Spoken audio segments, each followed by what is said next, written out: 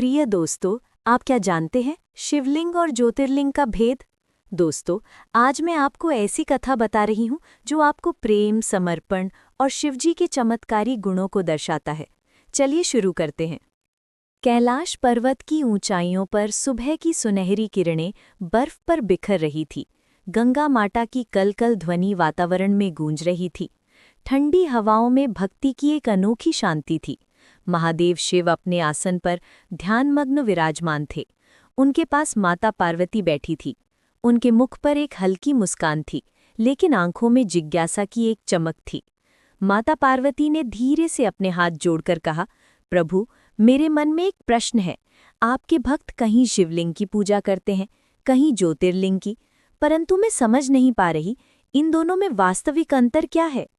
गणेश जी जो पास ही बैठे थे, उत्सुकता से बोले, पिताश्री, ये प्रश्न तो मुझे भी कई बार पूछा गया है। कृपया आज इसका उत्तर अवश्य दीजिए। महादेव ने धीरे से अपनी आंखें खोली। उनकी दृष्टि में एक गहरी शांति थी। वातावरण एकदम स्थिर हो गया, मानो स्वयं ब्रह्मांड भी उनकी वाणी सुनने को ठहर गया हो। महादेव ने गंभीर स्वर में कहा, शिवे, विनायक, ये प्रश्न साधारण नहीं है। इसमें संपूर्ण सृष्टि का रहस्य छिपा है। जब कुछ भी नहीं था, न आकाश, न पृथ्वी, न काल, तब केवल मैं था, निराकार, निर्गुण, चेतना मात्र। उस समय मैं ही प्रकाश था, मैं ही अंधकार। थोड़ी देर मौन छा गया, फिर महादेव बोले, एक दिन मैंने अनुभव किया कि इस अनंत शून्य में कुछ और होना चाहिए। केवल मेरा होना पर्याप्त नहीं, प्रेम के बिना अस्तित्व अधूरा है। तभी मैंने संकल्प किया कि मैं स्वयं को एक रूप में प्रकट करूंगा, ऐसा रूप जो सबके लिए सुलभ हो, पूज्य हो और सृजन का प्रतीक बने। महादेव की आवाज में मिठास आ गई, और तब मैंने अपनी ऊर्जा को एक स्तंभ के रूप में प्रकट किया। यही रूप आगे चलकर शिवलिंग कहलाया। माता पार्वती ने जिज्ञासा से पूछा, वो कैसा था प्रभु? महादेव मुस्कुराए। वो एक गोलाकार आधार पर स्थित अंडाकार स्तंभ था। आधार सृजन शक्ति का प्रतीक था और ऊपरी भाग सृजनकर्ता की ऊर्जा का। यही लिंग है, चेतना और सृजन का संगम। गणेश जी की आंखों में समझ की चमक आई। अर्थात शिवलिंग सृजन, पालन और संहार तीनों का प्रतीक है। हाँ पुत्र, शिवलिंग मेरा त्रिगुणात्मक रूप है। सृष्टि की रचना, उसका पालन और फिर उसी का संहार, सब उसी में निहित है। ये कोई साधारण पत्थर नहीं। जब कोई व्यक्ति सच्चे मन से इसकी पूजा करता है, तो मैं स्वयं वहां उपस्थित हो जाता हूँ। चाहे वो शिवलिंग मिट्टी का हो या सोने का, शक्ति उसकी श्रद्धा से जागृत होती है। महादेव की वाणी में गहराई थी। भक्ति में जो शक्ति है, वही साधारण पत्थर को देवत्व प्रदान करती है। फिर उन्होंने धीरे से कहा, पर एक समय ऐसा भी आया जब मैंने सोचा, केवल मूर्त रूप ही पर्याप्त नहीं, मुझे अपनी अनंत ज्योति को भी प्रकट करना होगा। माता पार्वती ध्यानपूर्वक सुन रही थी। वातावरण और भी शांत हो गया। ब्रह्मा और विष्णु के बीच श्रेष्ठता का विवाद चल रहा था।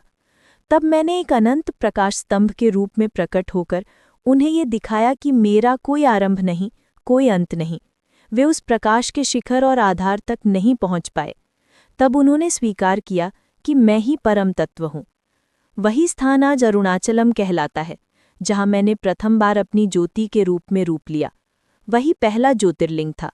महादेव की आंखों में दिव्य चमक थी। ज्योतिर्लिंग का अर्थ है प्रकाश का लिंग, मेरे ज्ञान और चेतना का प्रतीक। जहाँ जहाँ मेरी ये ऊर्जा स्वयं प्रकट हुई, वे स्थान ज्योतिर्लिंग कहलाए। मैंने अपनी ज्योति 12 स्थानों पर प्रकट की, और उन सभी का अपना विशेष महत्व है। उन्होंने गहरी आवाज में 12 ज्योतिर्लिंगों का स्मरण किया। सोमनाथ, जहाँ चंद्रमा ने श्राप से मुक्ति पाई।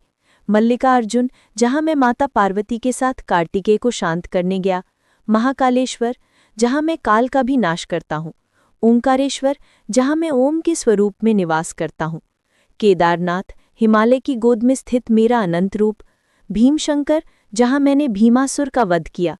काशी विश्वनाथ, ज्ञान और मोक्ष का केंद्र। त्रयंबकेश्वर, जहाँ से गंगा माता का उद्गम हुआ। वैद्यनाथ, जो रोगों का नाश करता है। नागेश्वर, जहाँ मैंने नागासुर का वध किया। रामेश्वरम, जहाँ भगवान राम ने मेरी पूजा की। और घुष्मेश्वर, जो भक्ति और प्रेम का प्रतीक है। महादेव की वाणी में गर्व और विनम्रता दोनों थे। शिवलिंग और ज्योतिर्लिंग में अंतर केवल रूप का नहीं, भावना का है। शिवलिंग वो है जिसे कोई भी भक्त श्रद्धा से स्थापित कर सकता है। ये मेरे सगुण रूप का प्रतीक है। परंतु ज्योतिर्लिंग स्वयंभू है, जिसे कोई मनुष्य स्थापित नहीं कर सकता। वो मेरी इच्छा से, मेरी शक्ति से स्वयं प्रकट होता है। माता पार्वती ने विनम्रता से पूछा, तो क्या ज्योतिर्लिंग में आपकी उपस्थिति अधिक होती है? महादेव मुस्कुराए, नहीं शिवे, मैं दोनों में समान रूप से उपस्थित हूँ। अंतर केवल ये है कि शिवलिंग में मेरी उपस्थिति भक्त की श्रद्धा पर निर्भर करती है, जबकि ज्योतिर्लिंग में मेरी उपस्थिति सदा जागृत रहती है।